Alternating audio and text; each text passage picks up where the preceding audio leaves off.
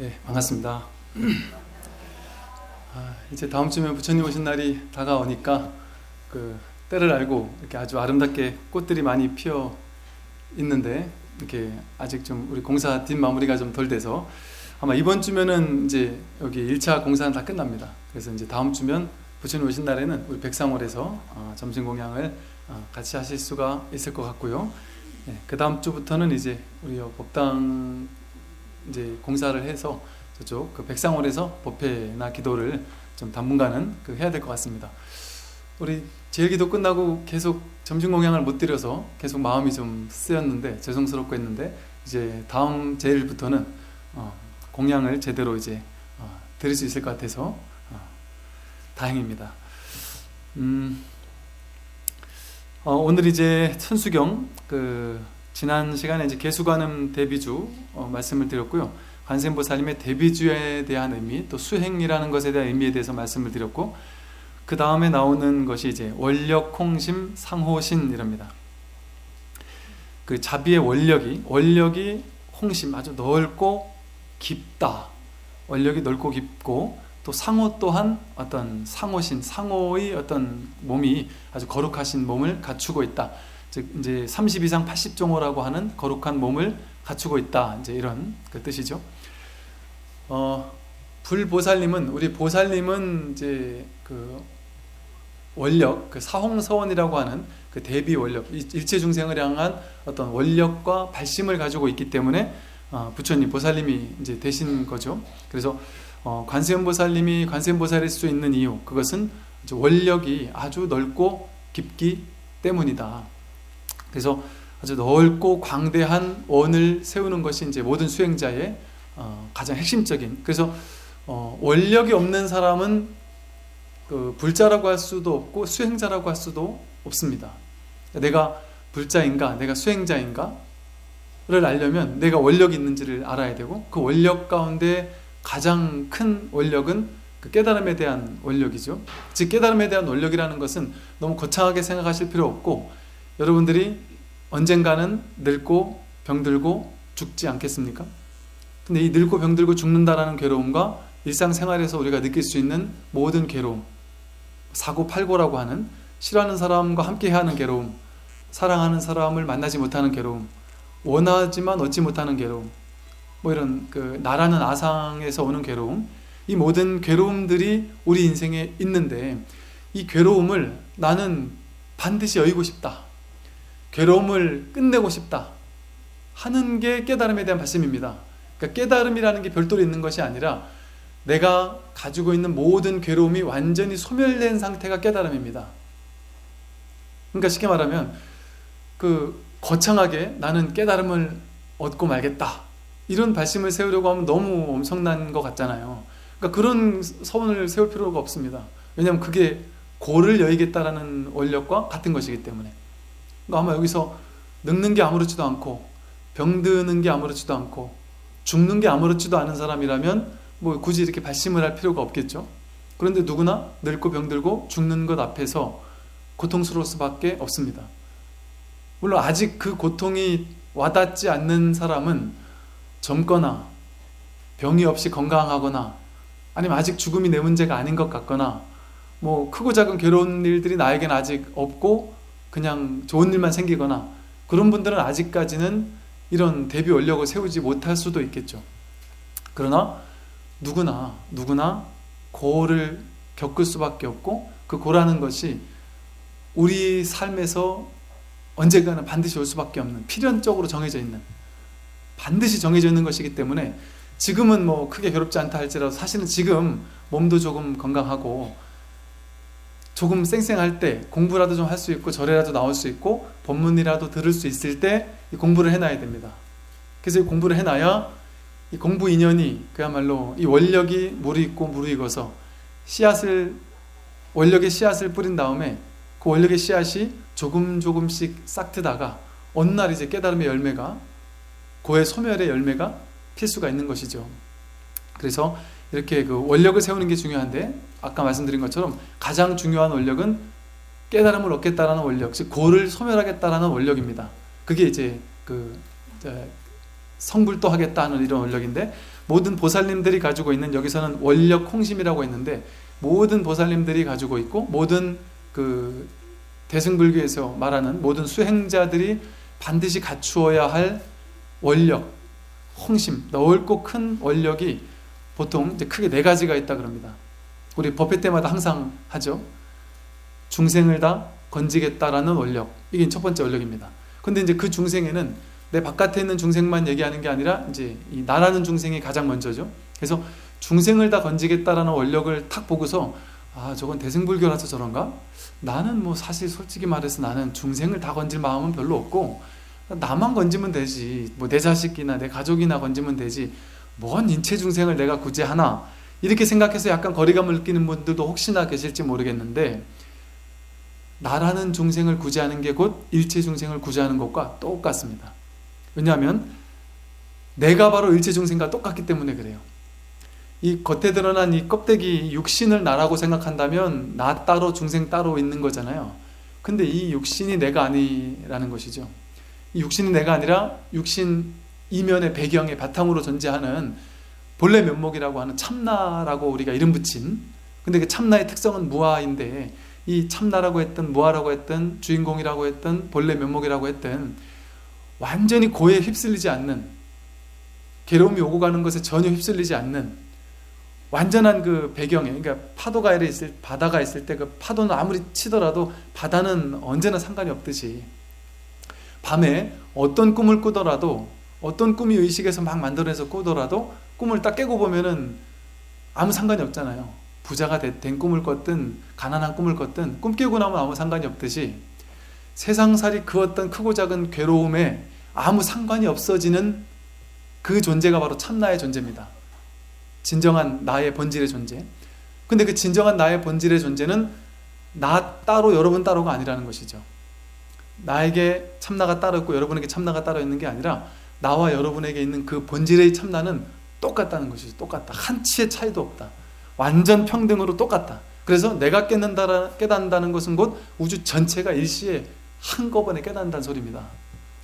즉 부처님이 깨달았을 때, 부처님께서 깨닫고 보니 온 우주가 전부 다 깨달아 있구나, 따로 깨닫게 만들, 부처로 만들 필요가 없는 것이구나 라는 사실을 아셨죠? 그래서 여기 계신 전부 다 부처입니다. 전부 다 부처.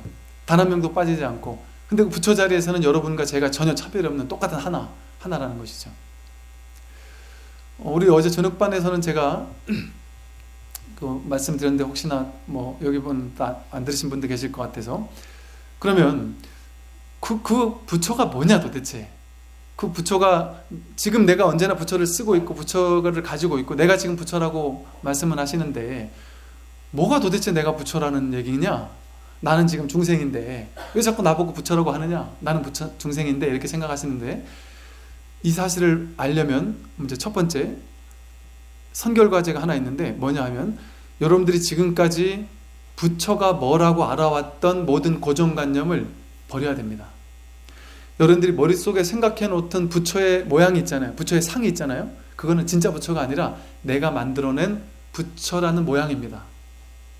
부처님이 지금 원강사에 오신다면 어떤 모습일 거다라는 여러분 머릿속에 생각이 있죠. 그죠?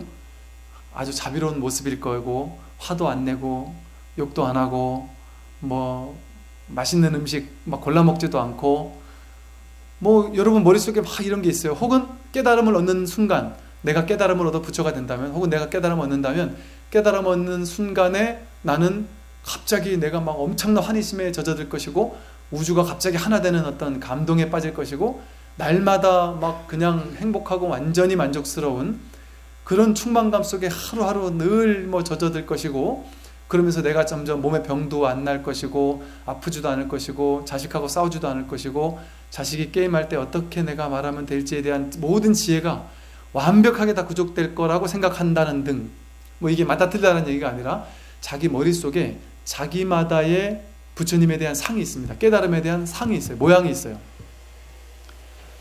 그런데 그 모양은 결코 부처가 아닙니다. 내 머릿속으로 만들어낸 부처에 대한 허상입니다. 그래서 불교 공부를 오래 했거나 불교를 잘못 공부를 오랫동안 한 사람일수록 깨달음을 얻기가 아주 어렵다 그래요. 왜 그러냐면 부처에 대한 상을 완전히 깼을 때 그때 부처가 되는데, 모든 상을 깼을 때 부처가 되는데, 우리는 부처가 되려고 하면 부처상을 깨야지만 부처가 되는데 부처라는 상을 깨지 못해서 그렇습니다. 만약에 여러분 머릿속에 부처님은 혹은 내가 깨달음을 얻으면 이럴 거야 라고 생각하는 무언가가 있다면 완전히 착각입니다. 가장 큰 착각은 부처가 되면 놀라운 신비적인 어떤 것이 있을 거다. 엄청난 뭔가 막 깊은 산매가 막 오고 뭐 가슴이 뻥 뚫리고 온갖 이런 것들이 있을 거다라고 생각하는 그런 생각들, 그게 우리에게 깨달음을 방해하고, 깨달음이 무엇인지, 깨달음은, 그래서 여러분들 모두가 그러실 겁니다. 깨달음? 야, 그거는 나와는 완전 동떨어진 딴 세상 얘기 아닙니까? 어떻게 나 같은 사람이 깨달음을 얻을 수가 있겠습니까? 말도 안 되죠. 이렇게 생각할 겁니다, 전부 다. 그러니까 당연히 깨달음은 저 먼, 열심히 수행하는 스님들이나 가능한 이야기로 생각해요. 열심히 수행해가지고 깨달음을 얻지 못합니다. 이거는 열심히 해야지 갈고 닦아 되는 게 아니라 이미 주어져 있는 거기 때문에. 단지 이 상을 깨면 되는 거예요. 머릿속으로 의식이 만들어낸, 생각이 만들어낸, 이 관념, 분별심이 만들어낸 허망한 착각의 생각. 세상을 바라볼 때 우리는 있는 그대로의 세상을 보는 게 아니라 내 머릿속에서 해석된 세상으로 본다 그랬잖아요. 그렇게 해석해서 보여지는 그 대상을 상이라 그럽니다. 이미지 상. 그리고 여기서 해석하는 이 작용을 분별심이라 그래요. 이 생각, 분별심. 그런데 이걸 언제나 분별심으로 투영해서 보기 때문에 부처를 못 볼 뿐이지 언제나 우린 부처다. 그럼 이제 여러분들이 저는 부처가 아닌데요? 저는 아무리 생각해도 제가 부처가 아닌데 왜 자꾸 저를 보고 부처라고 하십니까? 근데 100% 여러분이 부처라는 사실을 지금은 생생하게 알려드릴 테니까 다만 이 얘기를 듣고 콧방에 끼실 겁니다. 에이, 뭐 그런 걸 가지고 부처라고 하세요. 이렇게 사기치지 마십시오.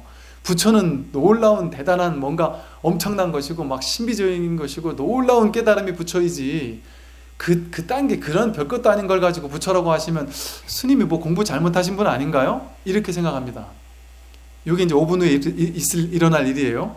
여러분이 저를 보고 손가락질 하거나 뭐 그딴 걸 가지고 부처라고 하십니까? 말도 안 되지요 라고 생각할 겁니다. 너무 당연한 얘기를 할 거니까. 깨달음을 얻은 큰 스님들이 하신 얘기는 뭐냐면, 저 선에서 선 오르게 보면은 수도 없이 많은 큰 스님들이 깨달음을 얻자마자 했던 얘기가, 야, 스승의 도도 별거 아니구나. 고작 이거란 말이야? 너무 평범하구나. 너무 당연한 거구나. 너무 평범하구나. 너무 당연한 거. 언제나 가지고 있었던 것이구나. 이렇게 시시한 거였어?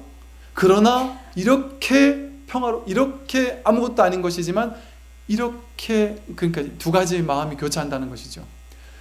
놀라운 평화로움과 행복감과 완전히 모든 고가 완전히 끝났다라는 완전한 안심과 동시에 이거는 언제나 가지고 있었던 거구나. 아무것도 아닌 거였구나. 내가 맨날 쓰고 있던 거였었구나. 라는 사실이 눈뜬다는 것이죠. 여러분이 지금 이대로 부처면 내가 다와야 부처잖아요. 왜 여러분이 부처라고 하는지 말씀을 드릴 테니까 너무 콧방에 끼지 마시고, 여러분 이 소리를 듣죠? 지금 새소리가 들리시나요? 들리시죠? 그죠? 이 새소리를 듣기 위해서 엄청난 수행을 해야지만 들을 수 있을까요? 엄청 노력을 해야 들을 수 있나요? 아닙니다. 그냥 들리죠. 그죠? 삼천배 잘하는 사람은 더 생생하게 들을까요? 참선을 한번 딱 저선하고 앉아있으면 막 하루 이틀 3일씩 막 앉아서 삼매 드는 이런 사람이 이 소리를 더 생생하게 들을까요? 아닙니다. 전혀 아니죠. 그죠? 여러분들이 지금 저를 보고 있어요. 제가 보이고 있습니다. 제가 이렇게 움직이는 거, 제가 말하는 거를 귀로 듣고 있고, 제 모습을 말하면서 손가락도 왔다 갔다 하고 하는 모습들을 눈으로 보고 있습니다. 귀로 이 소리를 듣고 있어요. 전혀 노력하지 않았는데, 애쓰지 않았는데 누구나 보고 누구나 듣고 있습니다. 이게 변했던 적이 있습니까? 그러니까 보이는 대상은 변하죠. 그죠? 여러분들이 저를 볼 때 어제 다르고 오늘 다르죠. 그죠? 예전 다르고 지금 다르죠. 여러분 아들이나 딸을 볼 때도 옛날 다르고 지금 달라요. 죽비 소리를 들을 때 지금 듣는 소리와 뭐 나중에 귀가 좀 먹먹해지고 멀거나 이러면 또 좀 덜 들릴 수도 있겠죠. 그죠? 이 소리는 바뀌죠. 그죠? 대상은 바뀌어요. 봄에 꽃을 바라봅니다. 꽃은 오늘 바라본 꽃과 어제 바라본 꽃이 다를 수 있고, 옛날 바라본 꽃과 지금 바라본 꽃이 다를 수 있어요.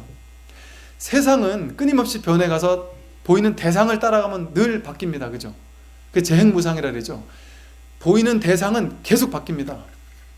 소리는 계속 바뀌어요. 그런데 바뀌지 않는 게 있어요. 변하지 않는 게 있어요. 여러분한테, 여러분이 가지고 있습니다. 변하지 않는 것. 뭘까요? 보이는 대상은 바뀌지만 보는 나, 보는 것은 안 바뀌죠. 이 소리를 듣는 자리는, 듣는 작용은 계속되는 것이죠. 그죠? 깐나내기 때 이 소리를 못 들을까요? 깐나내기도 똑같이 이 소리를 듣는 능력은 똑같아요. 여러분과 깐나내기가 똑같죠. 그죠? 부처님과 우리가 이 소리를 아는 것은 똑같습니다. 하다못해 여기 한 마리, 새가 한 마리 있어요. 이 소리를 딱 들으면 새는 깜짝 놀라고 날아갈 겁니다. 개가 있어도 개 앞에서 이러면 개가 깜짝 놀라고 도망갈 겁니다. 개도 이 소리를 들어요. 고양이도 듣고. 그래서 개에게도 불성이 있다고 하고 새에게도 불성이 있다고 하고 우리에게도 불성이 있다고 하는 거예요. 불성이라는 것, 참나라는 것은 바로 이 소리를 듣는 첫 번째 짤입니다. 즉, 들어보세요. 그렇게 시시한 거예요? 이렇게 시시한 겁니다. 그런데 그러면 내가 바로 지금 부처네요? 지금 부처라니까요. 그런데 문제는 어디서 시작되느냐 하면 이 소리를 듣고 저를 보고 제가 하는 말을 듣는 것은 여기 있는 분이 똑같아요. 첫 번째 짤이, 이걸 선에서는 첫 번째 짤이 두 번째 짤에 떨어지지 않으면 그대로 부처다 이렇게 표현합니다. 두 번째 짤에 떨어지지 않으면 부처다. 즉 첫 번째 짤이, 첫 번째 작용을 있는 그대로 볼 뿐이면, 들을 때 들릴 뿐, 볼 때 볼 뿐이기만 하면 그게 바로 부처다 이럽니다. 들을 때 듣기만 하면, 들을 뿐이면 부처인데, 저를 그저 볼 뿐이면 부처이고 제가 하는 말을 들을 뿐이면 부처입니다. 그런데 우리들은 그 첫 번째 짤에서 보고 끝나는 게 아닙니다. 두 번째, 세 번째 분별을 하기 시작하죠. 두 번째 짤에 떨어져 버립니다. 그 모양에 따라가고 소리에 따라가고 개념에 따라가고 의미를 따라가기 시작해요. 저를 보고서 저를 탁 보았을 때 여기 있는 모든 분들이 저에 대한 판단, 평가는 다 다르죠. 그죠? 외모에 대한 평가, 뭐 성격에 대한 평가, 아니면 키가 크다 작다라는 평가, 이분이 설법을 잘하냐 못하냐 하는 평가, 모든 평가는 다 다르기 때문에 여러분들이 저를 볼 때는 각자의 법상 스님을 다 가지고 있죠. 그죠? 각자의 법사님을 다 가지고 있습니다. 그건 다 달라요. 그죠? 100% 다 다릅니다. 그런데 그는 둘째 짤에 떨어질 땐 다 달라요. 이렇게 해석, 생각으로 내가 해석한 것을 따라갔을 땐 다 다릅니다. 그런데 저를 제가 이래도 나타나면 조금 전에 안 보였다가 탁 나타났죠. 안 보였을 때는 저를 못 봤다가 갑자기 내가 탁 나타난 것은 누구나 다 똑같이 보죠. 이 죽비가 없다가 갑자기 탁 드러난 것은 똑같이 보잖아요. 이거 죽비가 없어졌다가 탁 나타난 것은 똑같죠. 예를 들어 이 죽비 소리를 불자들은 듣기 좋게 들을 수도 있어요. 근데 타종교 신자는 이 소리를 듣기 싫게 들을 수도 있겠죠. 생각을 따라가니까 이 소리는 그냥 소리일 뿐인데, 목탁 소리는 그냥 소리일 뿐인데 우리 불자들은 좋게 듣고 타종교인들은 싫게 들을 수도 있어요. 근데 그건 두 번째 짤이죠.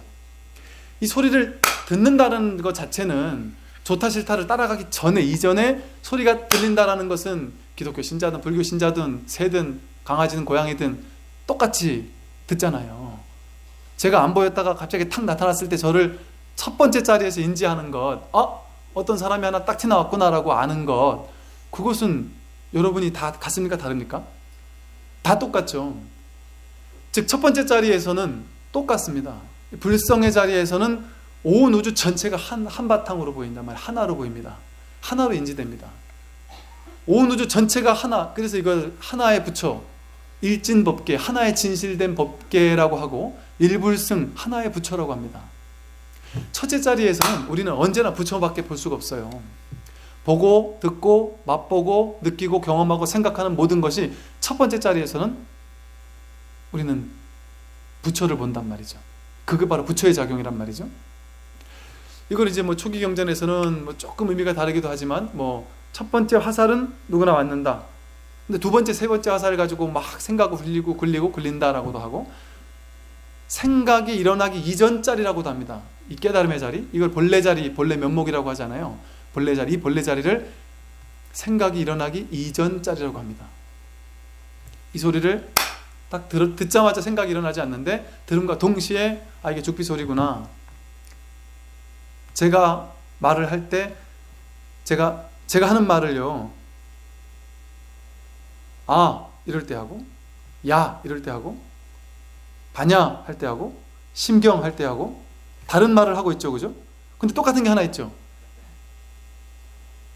소리라는 그거 자체, 하는 소리가 들린다는 그 자체는 같잖아요. 그 첫 번째 자리는 뭘 해도 같은 거예요. 반야를 해도 같고 심경을 해도 같단 말이죠. 그러니까 제가 하는 말을 여러분들은 제가 끊임없이 말할 때 끊임없이 머리를 굴려서 이걸 해석하잖아요. 해석해서 들으니까 제가 하는 얘기를 자기 식대로 해석해서 듣습니다. 그래서 100명의 사람이 있으면 100개의 세상이 있다 그래요. 다 자기 식대로 해석한 세상이 있으니까 저는 한 사람이 여기서 설법을 했는데 나가서 예를 들어 여러분들을 사람들이 누가 인터뷰를 합니다. 오늘 설법 때 뭘 들었습니까? 하고 인터뷰를 해요. 그러면 신기하게도 100명이 다 다른 얘기를 하세요. 다 들은 게 달라요. 우리 법회에 오는 그 장병 법우들한테 우리 조계종에서 불교 방송하고 같이 하는 그 불교 신행수기 공모전을 한다 그래서 관심 있는 사람들은 써봐라. 그러면 상금을 50만 원이든 100만 원이든 상금을 받는 수상권 안에만 들면 어떻게든 제 부대에 요청해서 휴가 조치를 한번 해보겠다. 노력해보겠다 이랬어요. 무조건 했던 것도 아니고 노력해보겠다 이랬는데 꽤 여러 명이 썼더라고요. 근데 보니까 어제 50만 원 해서 한 명, 또 동국대 총장상 100만 원이라서 한 2명이 상을 받았더라고요. 근데 그 친구들 신행수기를 저는 제가 그랬으니까 제가 막 손봐줘서 받는 줄 알더라고요. 저는 한 글자도 안 바꿨습니다. 제가 읽어보지도 않았습니다. 사실 솔직히 말하면 죄송하지만. 그래서 이제 그 수상했다는 얘기를 듣고 그걸 읽어봤어요. 저는 깜짝 놀랐습니다. 얘가 우리 절 다니는 애가 맞나?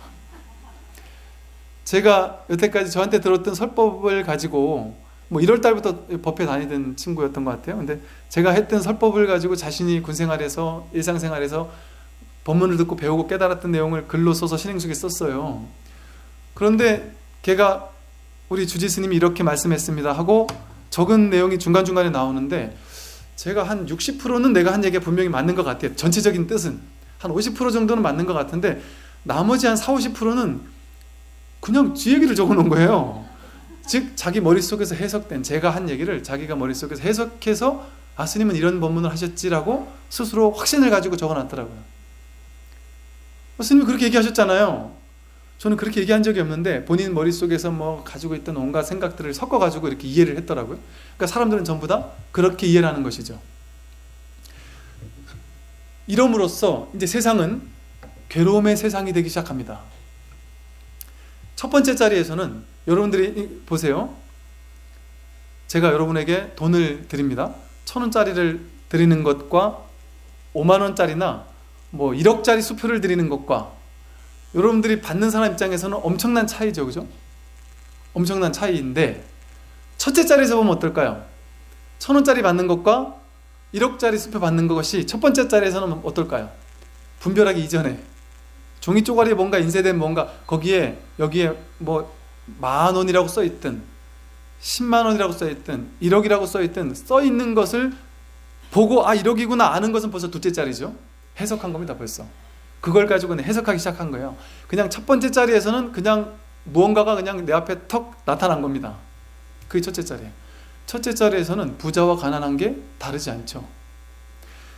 이 사람이 호감형으로 생겼는지 밉상으로 생겼는지가 첫 번째 자리에서는 다르지가 않아요. 그냥 그 사람이 내 앞에 딱 드러났느냐 안 드러났느냐가 중요한 것이지. 두 번째 자리로 떨어졌을 때 이 사람이 좋은지 싫은지 또 이제 이 사람에 대한 정보가 막 들어오면 들어올수록 나는 두 번째, 세 번째, 네 번째 자리로 분별이 계속 되어가는 거죠. 그래서 이 사람은 돈이 많고 이 사람은 능력이 있고 이 사람은 내가 이 사람한테 잘 보이면 나중에 득도 볼 수 있다. 그러면 그 사람한테 이제 그 사람에 대한 분별심이 더 생겨서 좋은 쪽으로 분별이 생겨서 이 사람하고 친해져야 되겠구나. 더 잘해줄 수도 있고 예를 들면 그 사람을 어떻게 보느냐에 따라 분별을 어떻게 하느냐에 따라서 이 사람과 친해지는 게 좋을 수도 있고 싫을 수도 있게 바뀐단 말이죠. 두 번째, 세 번째, 네 번째 자리에 떨어졌을 때 그렇습니다. 이 첫 번째 자리에서는 이 세상 모든 것이 다르지가 않죠. 소리가 그저 들릴 뿐 무언가 보이면 그저 볼 뿐, 좋게 보는 게 아니고 싫게 보는 게 아닙니다. 호감형으로 보는 것도 아니고 밉상으로 보는 것도 아니고, 자식이 게임을 할 때 첫 번째 자리에서는 아무 상관이 없어요. 그냥 어떤 무언가를 지금 뭔가를 하고 있는, 작용하는 것 자체로만 보이는 거죠. 그냥 쉽게 말하면. 그런데 두 번째 자리에 떨어지면 내 자식이라는 저 놈이 아주 해서는 안 되는 저 나쁜 게임이라는 것을 벌써 몇 시간째 하고 있구나. 이 녀석이 지금 공부하라는 공부는 안 하고 저러다 성적이 떨어지고 대학도 못 가면 어쩌려고 저러나 하면서 옛날에 잘못했던 것까지 끄집어 가면서 막 화가 나는 생각이 딱 드는 거죠. 있는 그대로 볼 뿐이면 그냥 뭔가가 작용하고 있는 거예요, 지금.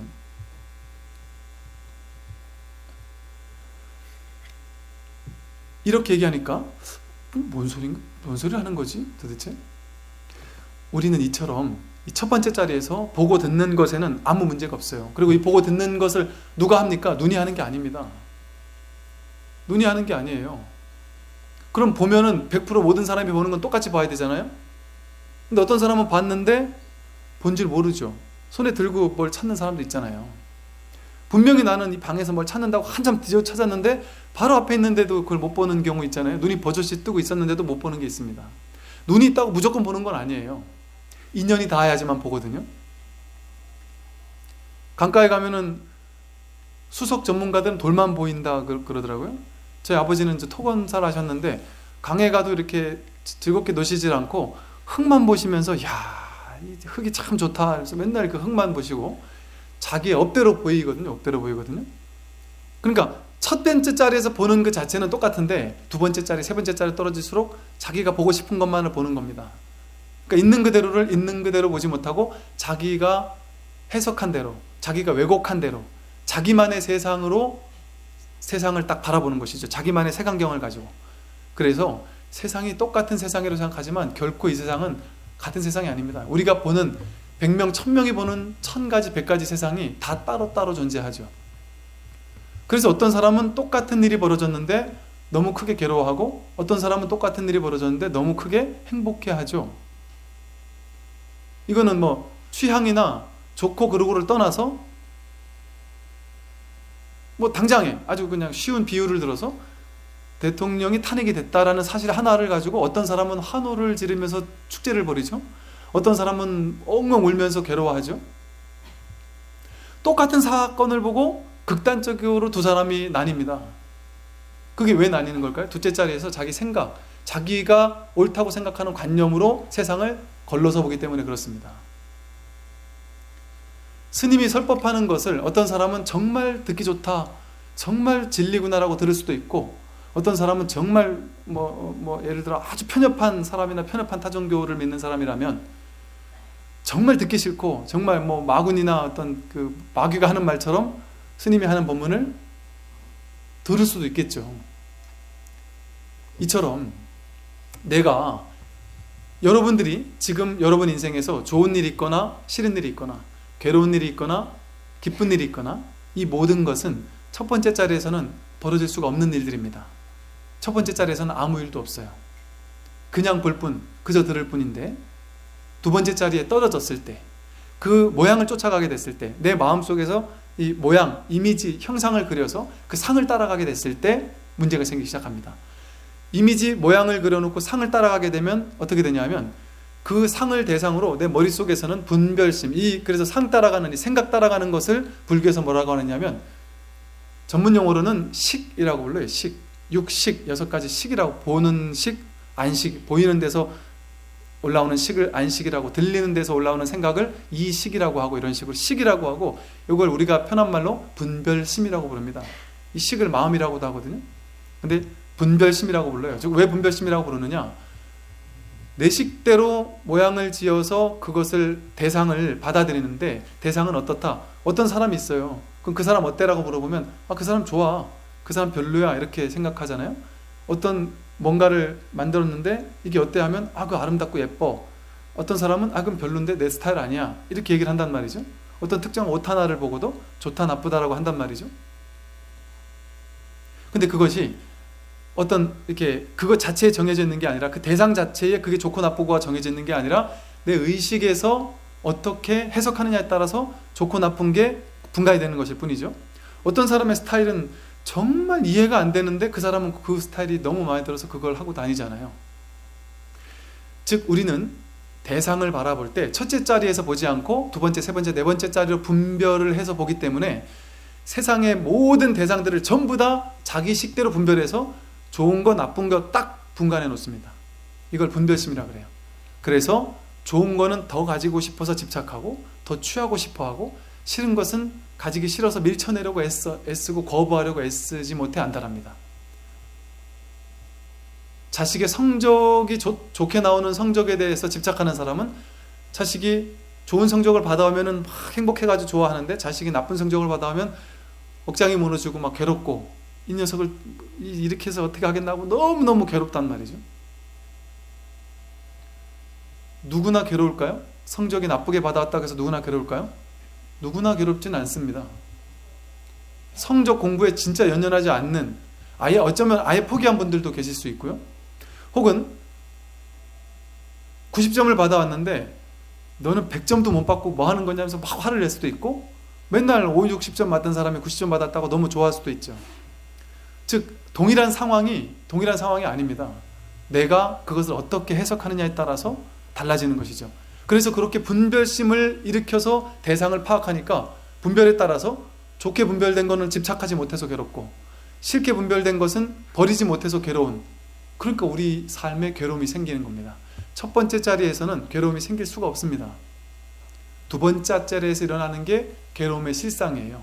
그래서 이 첫 번째 자리, 즉 부처의 자리에서는 우리는 언제나 보고 듣고 있잖아요. 언제나 부처로서 보고 부처로서 듣고 있습니다. 볼 수 있다면, 들을 수 있다면 다 부처인 거예요. 눈봉사는 보지 못하잖아요. 눈봉사가 보지 못하는 게 아니라 눈봉사는 검은 것을 보고 있죠. 언제나. 그러니까 본다는 작용 자체는 이 첫 번째 자리에서는 모두가 똑같은 것이죠. 모두가 평등합니다. 모든 것이 부처죠. 이게 부처입니다. 반야심경을 이야기하든 금강경을 이야기하든 전부 다 깨달음이죠. 첫 번째 자리로 듣는다면 온마니 반매흠, 이것을 해석하지 않고 이것 자체로 듣는다면 이것 자체가 진언이고 이것 자체가 깨달음입니다. 그래서 큰 스님들이 깨달음이 무엇입니까? 라고 물었을 때 죽비 한번 딱 쳐서 보여줍니다. 이게 바로 너의 부처야. 이 소리 듣지? 이렇게 해서 보여주는 거죠. 이걸 딱 들으면 사람들은 저 죽비를 왜 치지? 나는 깨달음을 보여달라고 했는데 왜 이걸 치지? 이거를 해석해서 듣지 말고 첫 번째 자리에서 들으란 소리죠. 첫 번째 자리에 들으면 이 소리가 바로 부처입니다. 어떤 분은 깨달음이 무엇입니까? 라고 물어보면 손가락 하나 딱 들은 분입니다. 이거를 해석하지 않고, 해석하면 이건 하나고 이건 둘이잖아요. 해석하지 않으면 이거나 똑같아요. 이건 둘이고 이건 하나다 둘이다라는 것은 과거에 배워왔던 관념으로 하나, 둘 이렇게 우리가 배운 것을 과거를 끄집어내서 해석하는 건 벌써 두 번째 자리에 떨어진 겁니다. 근데 우리는 모든 걸 보자마자 전부 다 두 번째 자리로 떨어져서 해석을 하죠. 첫 번째 자리로 보면 이게 뭡니까? 컵은 옛날에 배워 들은 거잖아요. 과거에 갔다가 이미 끄집어가지고 벌써 두 번째 자리에 한참 떨어진 거죠. 옛날 배운 거 가지고 가져와서 개념을 입혀서, 색안경으로 개념을 입혀서 들었으니까. 만약 미국 사람이 이것을 들었다면 같은 컵이구나. 영어나 뭐 딴 나라 말로는 또 다른 어떤 이름이 붙었겠죠. 그렇게 달라지는 것은 진짜가 아닙니다. 그렇게 달라지는 것은 첫 번째 자리에서는 말로 어떻게 할 수가 없죠. 유마거사가 침묵할 수밖에 없었던 것이 바로 그것이죠. 그래서 우리가 부처가 아닌 것이 아니라 언제나 이 두 번째 자리 분별심에 휩쓸려 가니까 우리는 괴로워질 수밖에 없다.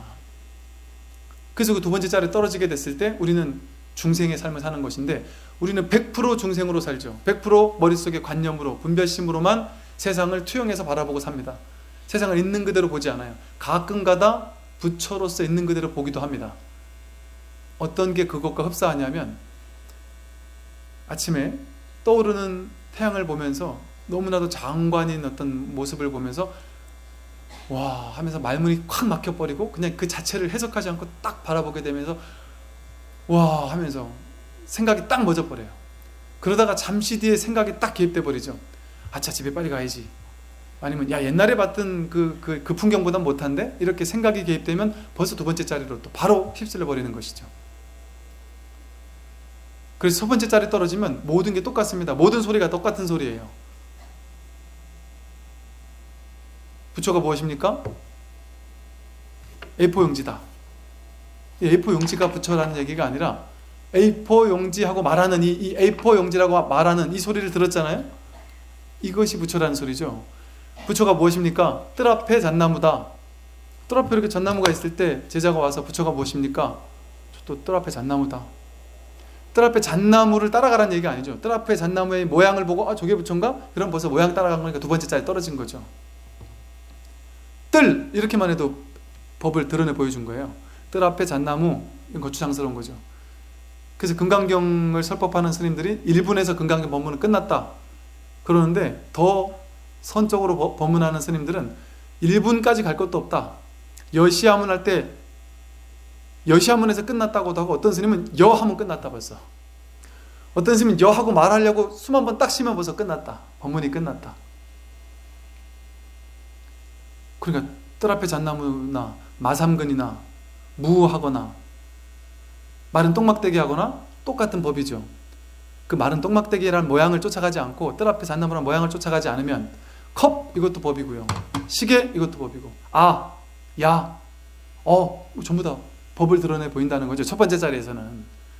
근데 두 번째 자리로 떨어지니까 우린 그것이 다 다른 것이 돼버려서 그래서 스님들이 선에서 진리가 무엇입니까? 라고 했을 때 이것이 진리다 라고 얘기를 할 때 이제 우리는 어떤 마음을 가지면 되느냐 하면 야, 난 도저히 모르겠다.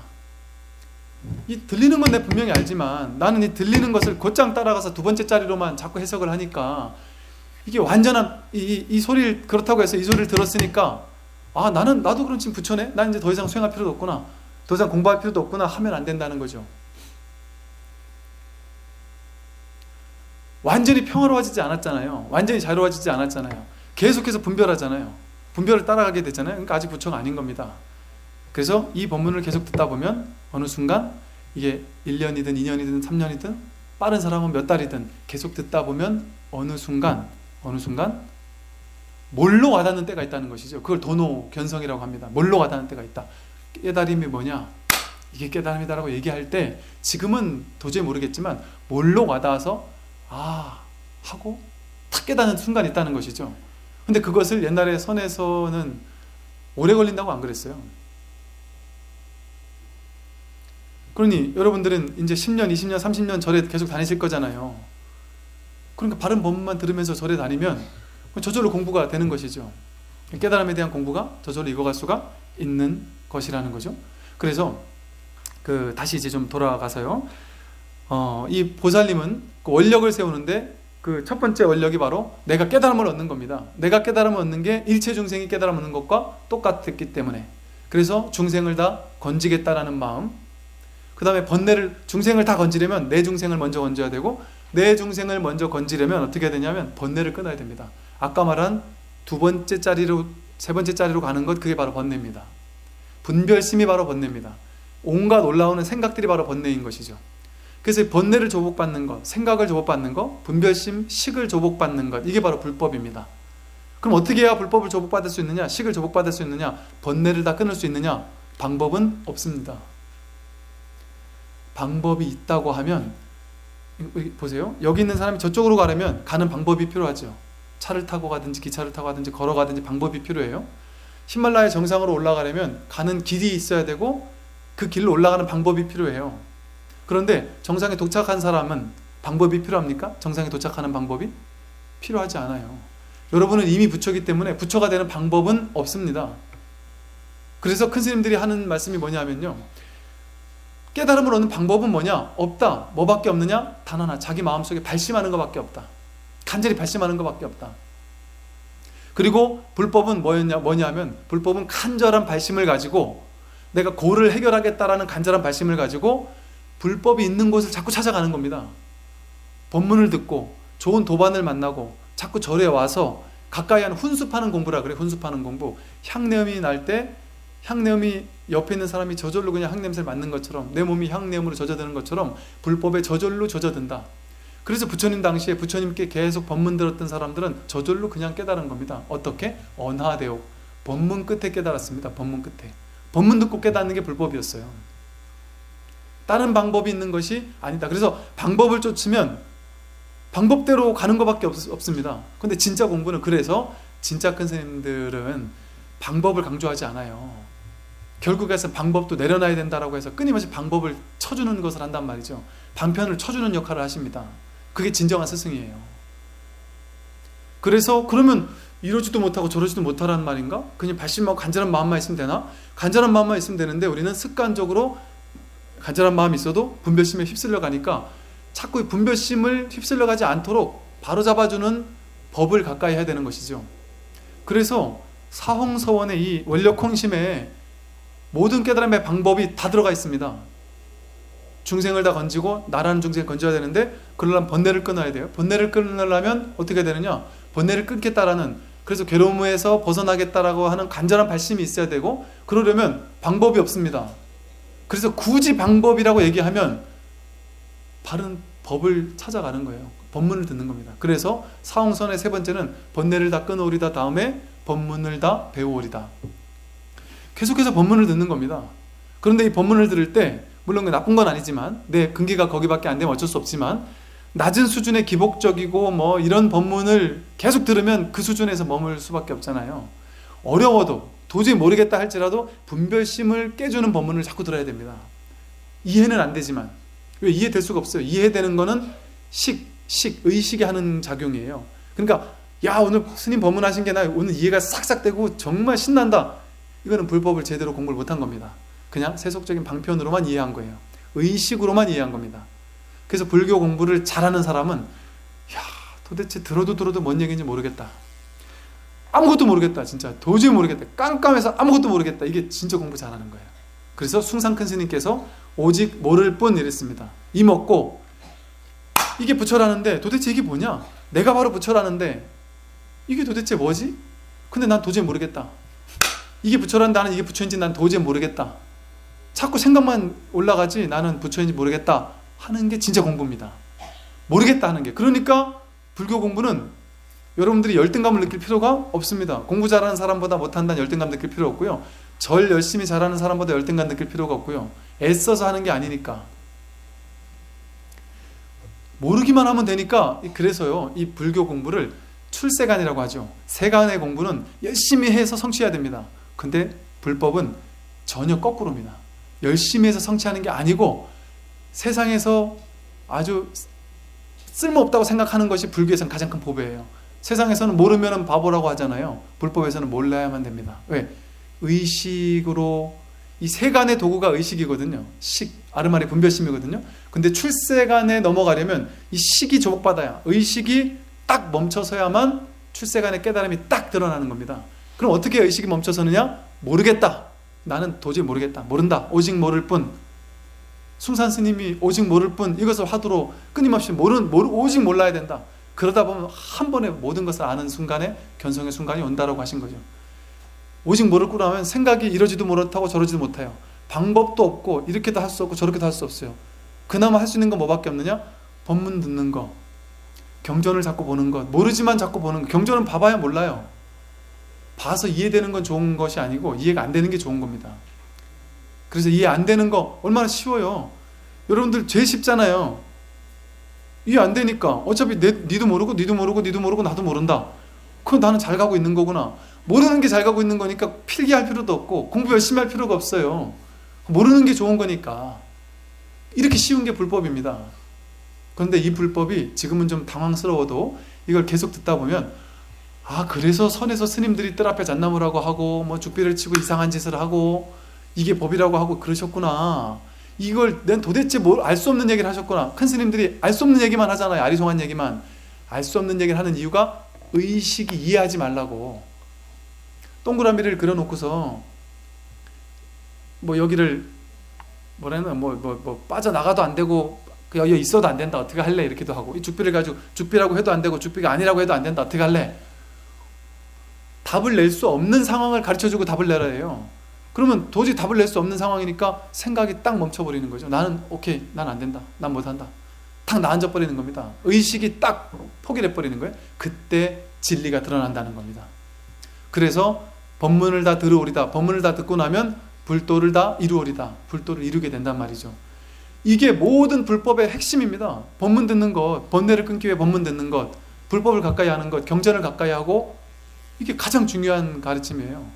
그래서 이 참된 가르침을 듣는 불자들은 어떻게든 이게 이제 물론 이게 나쁘다는 건 아니지만 세속에서 뭔가 성취하고 하기 위해서는 기도도 열심히 하고 하는 것도 필요하지만, 그것도 중요하지만 이제 어느 정도 내가 공부를 하겠다 하면 끊임없이 법문을 들으러 다닐 필요가 있다. 예, 그래서 이렇게 우리도 이렇게 원력홍심, 아주 그 부처님의 이 원력을 본받아서, 사홍서원을 본받아서 정말 지금 나에게 이미 구족되어 있는 부처, 하나도 변치 않는, 단 한 번도 없어지지 않은, 애써야지만 부처가 있다가 애쓰지 않은 부처가 없어지고 이러는 게 아니잖아요. 자다가도 턱 때리면 갑자기 부처가 뻐덕 일어나잖아요. 부처는 없었던 적이 없으니까. 그러니까 부처를 찾을 필요가 없고 번뇌만 조국받으면 된다. 어떻게 조국받느냐? 법문을 끊임없이 들어서 모르고 몰라야 된다. 그래서 의식이 딱 조국받아야 된다. 그래서 의식으로 움직이지 말라고 제가 계속해서 허용해라, 받아들여라, 좋다 싫다 분별하지 말라라고 하는 거예요. 좋은 걸 집착하고 싫은 걸 거부하지 말고 있는 그대로 허용해라. 그러면 분별심이 콱 막혀버려요. 있는 그대로 내버려 두게 됩니다. 그러니까 허용하라고, 분별하지 말라고, 받아들이라고, 이런 게 수행법인 것처럼 부처님께 모든 걸 맡겨라. 그 말은 뭐예요? 내가 판단하지 말고 다 부처님 일이니까 부처님께 딱 맡겨버리라는 얘기죠. 그러면 생각이 할 일이 없잖아요. 부처님이 다 해주니까. 그렇게 생각을 딱 멈추게 하는 방편이 불교에서 말하는 수행법입니다. 이런 수행법을 통해서 정말 이해가 안 돼도 괜찮아요. 이렇게 조금씩 우리가 공부가 되어가고, 우리 근원에서, 내면에서는 공부가 안 돼간다고 느끼지만 이게 분명히 되어가고 있습니다. 분명히 큰 공부가 되어가고 있어요. 그래서 옛날에 기복적으로 기도하는 것과는 상상할 수 없는 정말 원력 홍심, 넓고 깊은 어마어마한 넓이와 어마어마한 깊이에 큰 공부가 되어가고 있는 거예요. 그럼 기복적인 기도와는 비교조차 할 수 없는, 세속적인 성공과는 비교조차 할 수 없는 엄청난 공덕이 여러분 마음 가운데 싹 트고 있는 겁니다. 그것을 금강경에서 칠보로서 온 우주의 전체를 보시하는 것보다, 금은보화로 모든 사람에게 다 보시하는 것보다 법문 하나 제대로 듣는 게 더 큰 공덕이다, 훨씬 더 큰 공덕이라고 한 이유가 바로 그겁니다. 이 바른 법을 공부하면 죽음 이후까지 가져갈 수 있는 공부입니다. 그러나 몰라야 되니까, 알 필요가 없으니까, 오직 몰라야 되니까 누구나 할 수 있는 공부입니다. 그래서 이 공부를 경전 강의를 통해서 천수경 강의를 꾸준히 들으심으로써 해주시면 좋겠다는 생각이 듭니다. 그리고 여러분들 마지막으로 한 가지 공지를 제가 드리면요, 우선 여기 차를 혹시 가져오시는 분들은 종무소에 이름하고 차종, 차번호만 적어주시면 출입증을 끊어드릴 테니까 초하루 관음제일, 지상제일, 일요법회, 아카데미 전부 다 부대 안에 될 수 있도록 그렇게 해드립니다. 앞으로는 이제 공사가 계속되면 차 될 때가 점점 더 없어지기 때문에요. 그리고 또 한 가지는 여러분들에게 좀 죄송한 양해 말씀을 좀 구해야 될 것인데요. 다음번 초하루하고 다음번 관음제일 두 번이 보니까 5월 달인데요. 그때가 금요일 날이 이렇게 껴 있더라고요. 그래서 금요 불교 아카데미 하는 날이 껴 있습니다. 그래서 여러분들에게 좀 죄송합니다만 10시부터 11시까지 초하루 관음제일 기도 불공을 하고 11시부터 12시까지 아카데미 법문을 하는 그런 시간을 그렇게 갖도록 그렇게 하겠습니다. 그렇게 좀 양해를 좀 부탁드리겠습니다. 예, 고생 많으셨습니다.